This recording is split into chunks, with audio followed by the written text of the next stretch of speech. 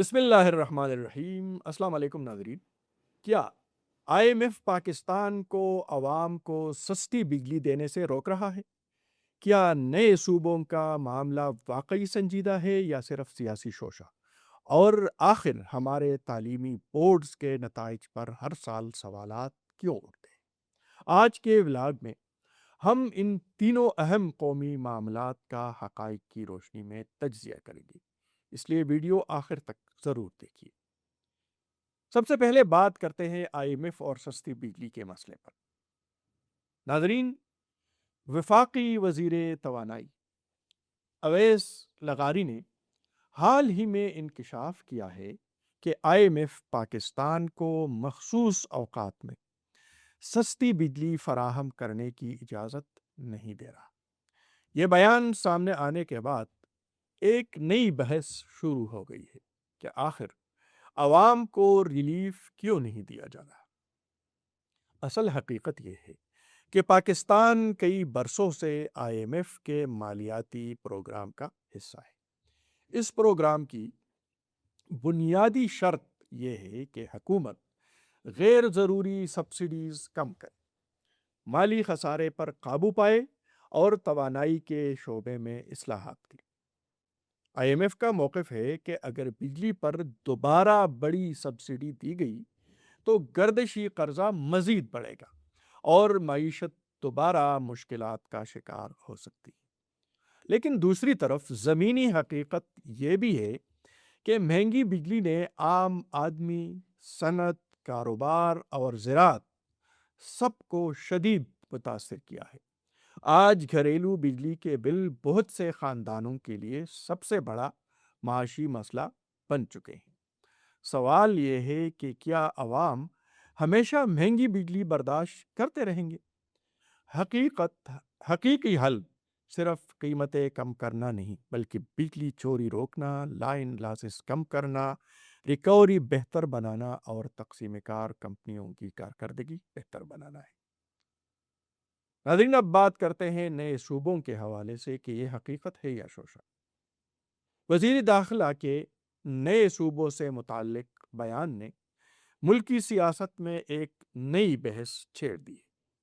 لیکن حیران کن بات یہ ہے کہ اس حوالے سے نہ پارلیمنٹ میں کوئی واضح پیش رفت نظر آتی ہے، نہ وفاقی کابینہ میں کوئی باضابطہ فیصلہ سامنے آیا ہے۔ جمعیت علماء اسلام کے سربراہ مولانا فضل الرحمان نے اس معاملے پر رد عمل دیتے ہوئے کہا ہے کہ نئے صوبے بنانا اتنا آسان نہیں اور ایسے بیانات صرف سیاسی شوشے معلوم ہوتے ہیں۔ اور حقیقت بھی یہی ہے کہ نئے صوبے بنانا صرف ایک سیاسی اعلان سے ممکن نہیں ہے۔ اس کے لیے آئینی ترمیم، پارلیمانی اکثریت، متعلقہ صوبے کی رضامندی اور قومی اتفاق رائے ضروری ہے۔ اسی لیے ماہرین کا خیال ہے کہ جب تک عملی اقدامات سامنے نہیں آتے، ایسے بیانات محض سیاسی بحث کو جنم دیتے رہیں گے۔ اور سامعین، اب بات کرتے ہیں تعلیمی نظام اور نتائج پر۔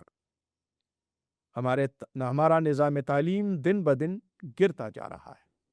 پشاور بورڈ کے حالیہ نتائج کے بعد ایک مرتبہ پھر تعلیمی معیار پر سوالات اٹھنے لگے۔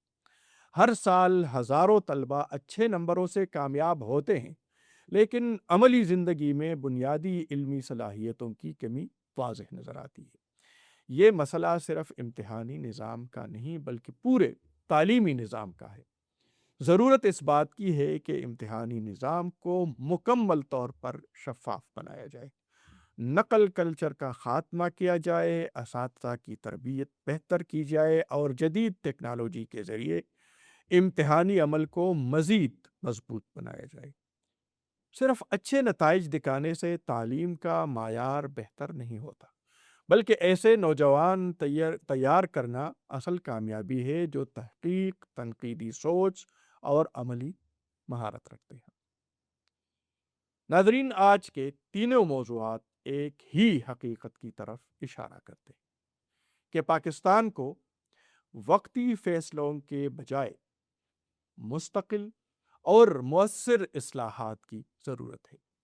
چاہے بات بجلی کے بحران کی ہو، نئے صوبوں کی سیاست کی یا تعلیمی نظام کی؟ کامیابی صرف اسی صورت ممکن ہے جب فیصلے قومی مفاد اور عملی حکمت عملی کی بنیاد پر کیے جائیں۔ ناظرین، اس حوالے سے آپ کی کیا رائے ہے؟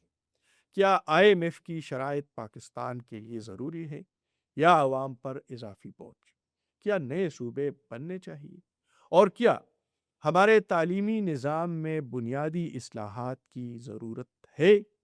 اس حوالے سے اپنی رائے کمنٹ سیکشن میں ضرور لکھیں۔ کیوں؟ اس لیے کہ اگر عوام اتنے اہم فیصلوں سے لاتعلق رہے، عوام اس میں دلچسپی نہ لے اور عوام اپنی رائے نہ دے، تو فیصلے اوپر سے ہی مسلط ہوتے جائیں گے۔ اس لیے ضروری ہے کہ ہمارے عوام، ہمارے شہری، ہمارے میڈیا کے ناظرین اس حوالے سے ضرور ان تمام مباحث میں، اس گفتگو میں اپنی شرکت یقینی بنائیں، اور سوشل میڈیا پر بالخصوص اس حوالے سے بحث مباحثے میں شرکت کریں اور اس حوالے سے اپنی رائے کا کھل کر اظہار کریں کہ وہ کیا چاہتے ہیں۔ یہ تینوں معاملات، IMF کے شرائط، IMF کی پابندیاں، مہنگائی، پھر نئے صوبوں کی تشکیل یا نئے صوبوں کی جو بحث ہے، اس کو کس حد تک آگے بڑھایا جائے، اور پھر سب سے بڑھ کر ہمارا تعلیمی نظام، ہمارے اعلیٰ تعلیم کا نظام، ہمارے پرائمری ایجوکیشن کا نظام، اس حوالے سے آپ سب کو اپنی رائے ضرور دینی ہے۔ اگر آج کا ولاگ پسند آیا ہے تو ویڈیو کو لائک کریں، اور اس حوالے سے ایک بار پھر بتا دوں کہ اپنی رائے کمنٹ سیکشن میں ضرور دیں۔